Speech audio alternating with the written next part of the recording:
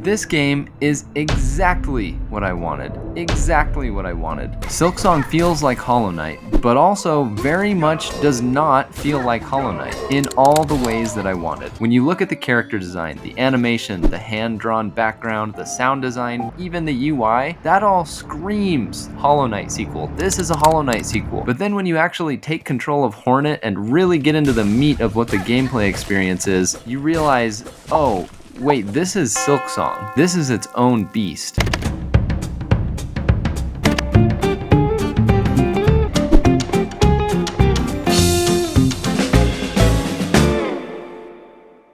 But let me be clear, it still doesn't exist. The game isn't even f***ing real, guys. This is the biggest indie game community psyop of all time, and we've all fallen for it. I still believe that Silksong is birds and birds is not real. I don't trust the pixels I see before my eyes or the button inputs my fingers are so dexterously inputting. I know in my heart that this whole silky experience is a complex neurological feedback loop engineered to fool my brain into believing that it's all real. I now know that this life is the Matrix, and we are all the blind leading the blind, living in ignorance. But that being said, after 9 years, ignorance is bliss.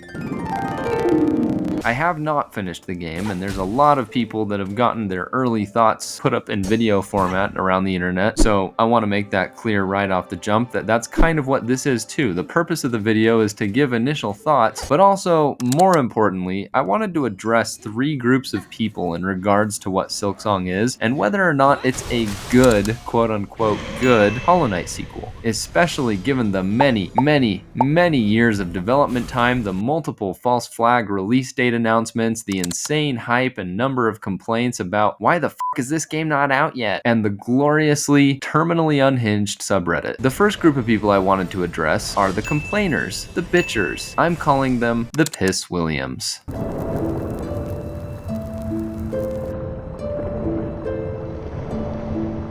The Piss Williams are out in full force since launch day saying things like, why does everyone love this game? It's mid. It's an average metroidvania, an average platformer. I don't get the hype with this game. Those are the comments mostly made about Hollow Knight because the Piss Williams, by and large, are not playing Silksong at launch because they don't get it. There is a subsection of Piss Williams that are whinging about how much Silksong looks like Hollow Knight, and the nutshell of this complaint really boils down to, we waited 7 years for this? It's just Hollow Knight again. It's Hollow Knight again. First, you have to consider when Hollow Knight released. 2017. That's 8 years ago. Yes, there has been a diluvian avalanche of indie Metroidvanias in those years, but Hollow Knight is almost single-handedly responsible for that diluvian avalanche. Love that fact or hate that fact, the point is, Hollow Knight represents the birth of this modern Metroidvania renaissance. Ori deserves a lot of credit for this too. Ori did come out 2 years before this little bug began scuttling across our screens, but Hollow Knight is really where it all started in a big way. Hollow Knight showed everyone what's possible within the Metroidvania genre. You can have Souls-like elements to enhance the stakes. You can design a charm system so the player can create builds, even within this sort of rigid framework of a genre. You can design combat to be really simple, but also make it explode in depth if you design the fights well enough. You can do all this with an incredible orchestral score and incredibly detailed hand-drawn environments and characters. You can obfuscate the story behind vague lore and do it well enough to create intrigue, inspire investigation, which will eventually culminate in a very satisfying, very creative fantasy story about a little kingdom of little bugs running around. You can do all this and charge $15 for it. A 60+ hour experience with the free DLC that was added later, as polished and handcrafted as Hollow Knight was, cost $15. That game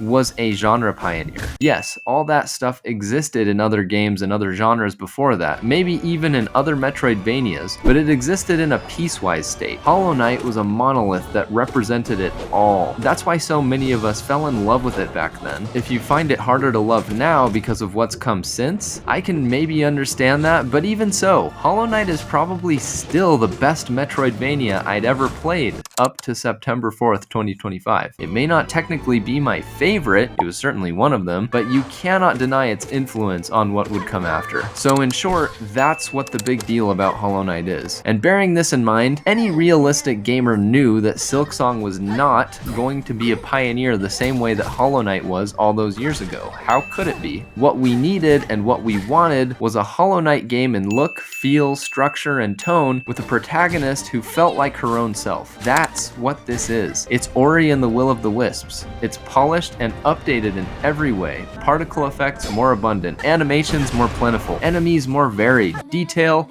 more detail-y. Look at this for an example. I found this little sign and I noticed that I could move it a little bit when I whacked it. So I took a minute to whack it 50 plus times to see if I could make it fall off the ledge. This sort of detail is not in Hollow Knight, but guess what?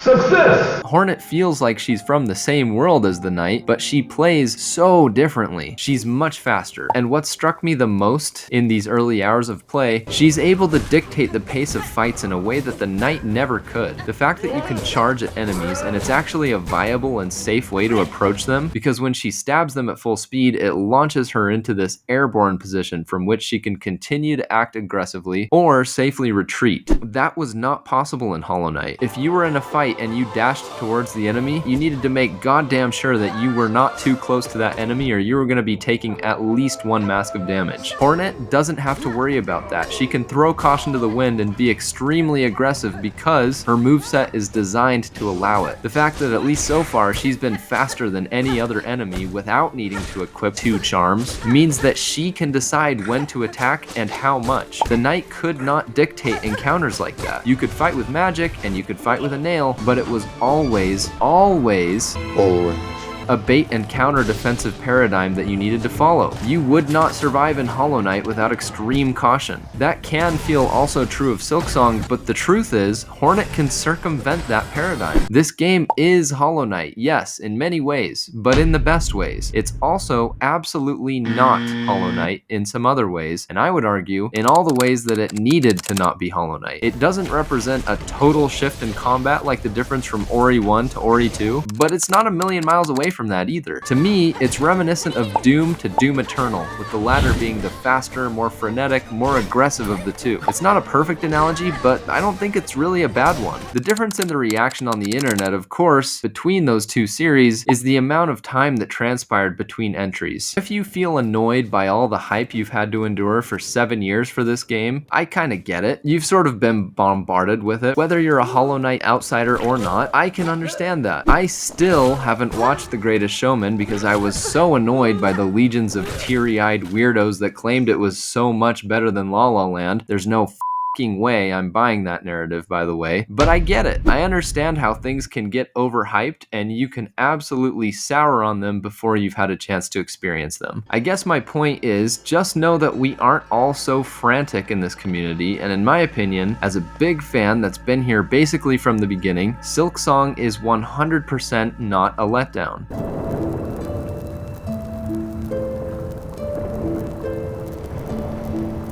I feel like I've sort of addressed you guys already in some of my comments to the Piss Williams, but I'll repeat myself. At the risk of being crude, this game, guys, is exactly what we wanted. I'd wager most of, if not everything you love about Hollow Knight is here. The lore, the art, the music, the exploration, the characters, but again, it's different enough to justify itself. Hornet plays so different to the Knight in a very, very good way. She literally has pretty much every aspect that I can remember of her old moveset as a boss in the first game, except you can control her now. That's awesome. There are side quests, tools you can craft. The areas feel reminiscent but totally their own. Moss Grotto is similar to Green Path, yeah, but we know it's not Green Path. We've spent a lot of time in Green Path, and this feels different. It doesn't feel exactly like Green Path, but definitely pays homage to it. Grey Morrow reminds us of the City of Tears, yes, but it's so different at the same time. And then we have completely new environments like Deep Docks and the Haunted Bell City. This game is delivering the gorgeously crafted atmosphere we all wanted in spades. decades. I feel bad not saying more to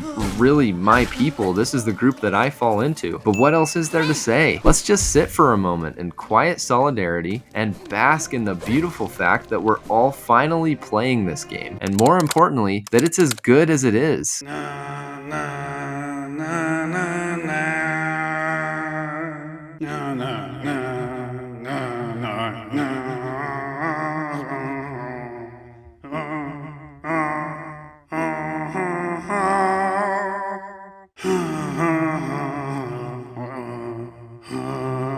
That being said, Hornet hasn't said Shaw!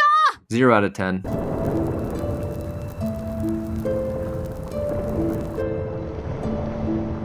To those who may be watching and deciding whether or not to try this series out, I guess it's a series at this point, guys. Shit, there's 2 games. The answer is yes. A word of warning, it may feel slow for the first few hours. This is normal. This is how Hollow Knight was too. If what you're used to playing is stuff like Call of Duty or Battlefield, where the opening moments are packed with explosions, jumping out of helicopters, gunfire, excitement, AAA, Michael Bay, action cinema, that's not this. It's totally valid to love that stuff. I get it. I grew up on Black Ops and Black Ops 2, Halo. I love the modern Doom games. Hollow Knight is a different species. It's a slow burn, but it does burn and it will explode. I promise. I would say Silksong will probably begin to really win you over once you unlock Hornet's sprint and dash ability. Yes, that's one ability. This is when the game quite literally begins to pick up. And incidentally, that's when I decided, yeah, this is not a disappointment at all. That's probably 2-ish to 3-ish hours in. So just get to that point and play it for another hour, and if it's not starting to win you over, then yeah, maybe it's not for you. But I do think it will start to win you over. Let me give you an analogy. Think of that movie that you love that's maybe a little bit out of the mold compared to most of your favorite movies. The movie that you love that maybe someone else finds boring. The one that's a little slower, more purposeful, but for whatever reason, it connects with you. Maybe that's No Country for Old Men, The Prestige, Inception, Casino Royale, There Will Be Blood. Maybe it's a show. Maybe it's Breaking Bad, Ozark, Peaky Blinders, Slow Horses, Severance, Andor. Hollow Knight is like that. Silksong is like that. There's a reason Hollow Knight has been for so long among the favorites of so many gamers like me, and that simple reason is once it does win you over, it wins you for life. Give it a try. Do not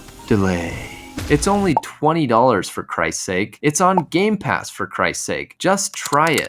Don't try it! Shut up, Obi-Wan. I'm not gonna give it a score like in my usual reviews until I complete it. But rest assured, this is all I'm gonna be playing until I get to that ending. It's easily on track to be my favorite game this year, and I have played some bangers this year. I really liked The Rogue Prince of Persia. I really liked Doom the Dark Ages. I loved and still love Battlefront 2. I'm loving Nine Souls, and it can go toe-to-toe with any of the great Metroidvanias as far as I'm concerned. I played God of War 2018 for the first time this year, and it's already an all-timer for me. I loved that game. Silksong is still tracking for #1. Barring a total and colossal up in the late game, like the environments totally sucking or the enemies and bosses being rehashed shitty versions of older enemies and bosses, barring any doomsday events like that, Skong is probably gonna be #1. In a word, play it. That's 2 words. You get what I mean. And until next time, which may or may not be my final review of this game,